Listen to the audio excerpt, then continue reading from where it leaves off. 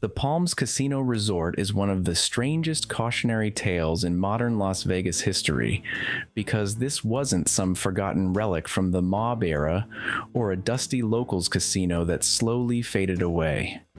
The Palms was once the definition of what was cool. It was young, loud, celebrity-driven, and culturally relevant in a way almost no other off-strip resort ever managed to be.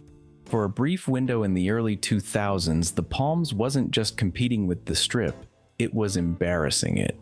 And now, in 2025, the Palms feels like a ghost of that moment, trapped between reinvention and irrelevance, unable to recapture the magic that once made it famous. When the Maloof family turned the Palms into a pop culture machine, they understood something Vegas executives often miss. People don't just travel for rooms and casinos, they travel for stories. The Palms became a story factory. MTV Cribs, celebrity sightings, rooftop nightclubs, hardwood suites with basketball courts inside hotel rooms. It wasn't luxury in the traditional sense, it was attitude. You stayed at the Palms because it felt like something was happening there, even if you weren't invited to it. That feeling alone packed the casino, the clubs, and the hotel towers night after night. But that identity was fragile. It relied on youth culture, nightlife relevance, and constant novelty. And when the Strip began building mega resorts with deeper pockets, the Palms slowly lost its edge.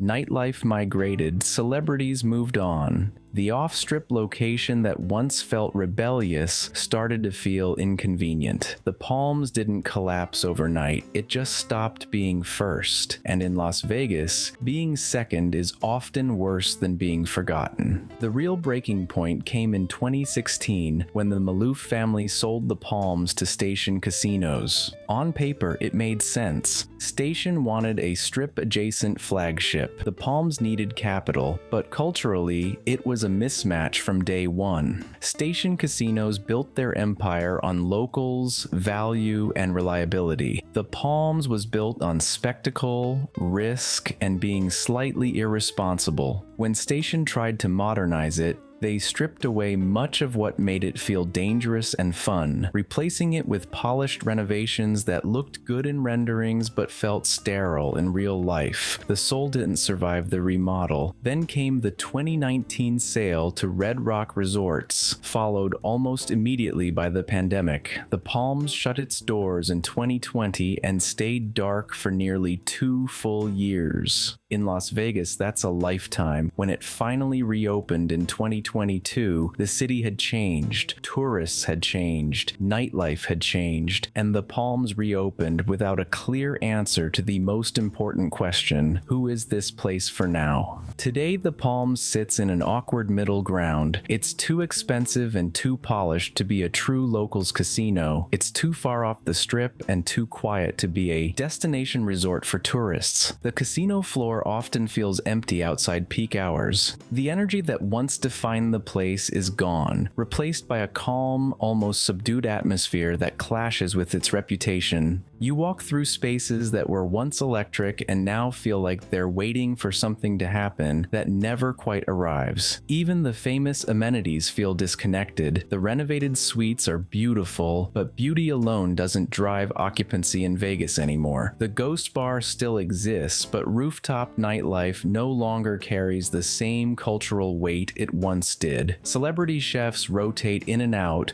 but without foot traffic, even great restaurants struggle to feel alive. The Palms keeps adding features, but none of them stick long enough to rebuild a consistent identity. Financially, the Palms is also fighting uphill. Off-strip properties rely heavily on locals and repeat visitors, but locals have endless options now, many of them newer, cheaper, and easier to access. Tourists, meanwhile, are increasingly unwilling to leave the Strip unless the payoff is massive. In an era where people complain about walking 5 extra minutes, asking them to take a rideshare off-Strip requires a compelling reason. The Palms no longer provides one. There's also the psychological problem. The Palms is remembered as a place that once mattered. That memory works against it.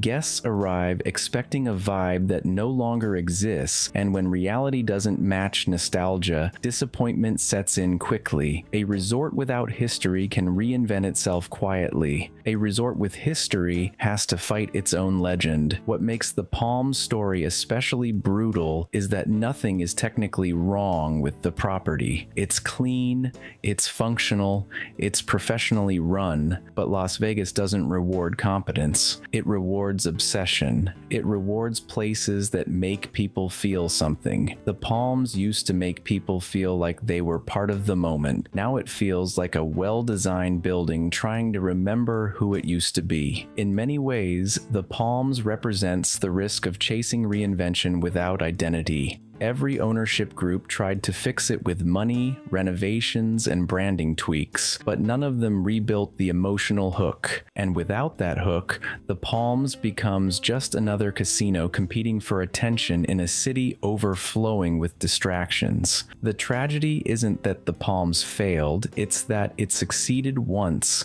spectacularly, and proved what was possible, only to lose that spark as the city evolved around it. In a Las Vegas that now feels more corporate, more expensive, and more cautious than ever, the Palms stands as a reminder that relevance is fragile.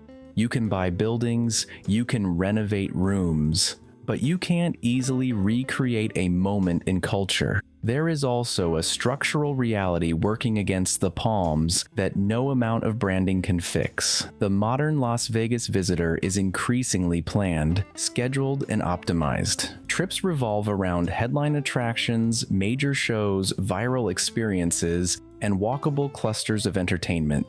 The Palms exists outside that ecosystem. It is not on a natural walking path, not anchored to a mega attraction, and not surrounded by complementary foot traffic. That isolation means every visit requires intention, and intention is rare in a city now driven by impulse and proximity. In a strip economy built on accidental discovery and convenience, being just a short drive away is no longer good enough. What ultimately hangs over the Palms is the question of patience. Ownership can afford to keep the lights on, but relevance cannot be leased or waited out.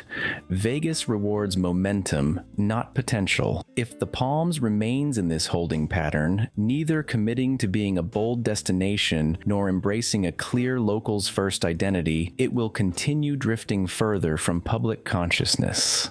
The danger is not failure in a dramatic sense. The danger is slow erosion, where the name still exists, the building still operates, but the reason to go quietly disappears. And once a Vegas property loses its reason, history shows there is rarely a second comeback waiting.